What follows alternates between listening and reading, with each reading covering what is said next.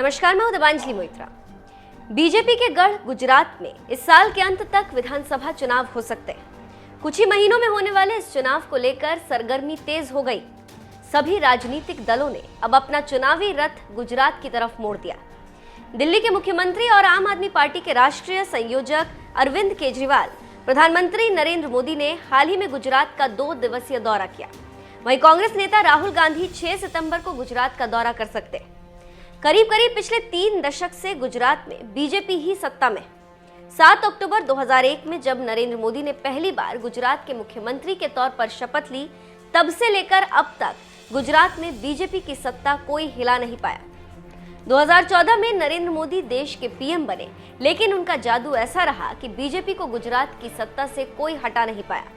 हालांकि पिछले चुनाव में कांग्रेस ने बीजेपी को टक्कर दी और बीजेपी को 99 सीटों पर रोक दिया। लेकिन ये बात है 2017 गुजरात विधानसभा चुनाव की। लेकिन इस बार के गुजरात विधानसभा चुनाव में क्या होगा? क्या बीजेपी अपनी सत्ता बचा पाएगी या फिर कांग्रेस और आम आदमी पार्टी कुछ कमाल दिखा पाएगी? इस बार के गुजरात विधानसभा चुनाव में क्या होगा? गुजरात की जनता का मूड समझने के लिए टाइम्स नाउ नवभारत ने ईटीजी रिसर्च के साथ मिलकर एक सर्वे किया। इस सर्वे में कई चौंकाने वाले पहलू सामने आए। क्या आप इस बार गुजरात में कुछ कमाल कर पाएगी? गुजरात का मुद्दा क्या है? आज चुनाव हो तो किस पार्टी को कितनी सीटें आएंगी? इस सर्वे में इन सभी सवालों का जवाब मिलेगा। सबसे पहले आपको गुजरात का जातिगत समीकरण बताते हैं और ये बताते हैं कि 2017 के विधानसभा चुनाव में किस पार्टी को कितने फीसदी वोट मिले थे। गुजरात का जातिगत समीकरण 2017 विधानसभा चुनाव में वोट प्रतिशत। बीजेपी को अगड़ी जातियों का 55% वोट मिला था, जबकि कांग्रेस को 36% और अन्य को 9% वोट मिले थे। 61% पाटीदार पटेलों का वोट बीजेपी को मिला था, जबकि कांग्रेस को 35 और अन्य को 4% वोट मिला था। ओबीसी क्षत्रिय ठाकुर का 45% वोट बीजेपी और कांग्रेस को मिला, जबकि 10% वोट अन्य को मिला। कोली अन्य ओबीसी का 52% वोट बीजेपी को, 38% वोट कांग्रेस को और 10% वोट अन्य को मिला था। दलित का 39% वोट बीजेपी, 53% वोट कांग्रेस को और 8% वोट अन्य पार्टियों को मिला था। आदिवासी वोटों की बात करें तो बीजेपी को 45%, कांग्रेस को 44% और दूसरी पार्टियों को 11% वोट मिला था।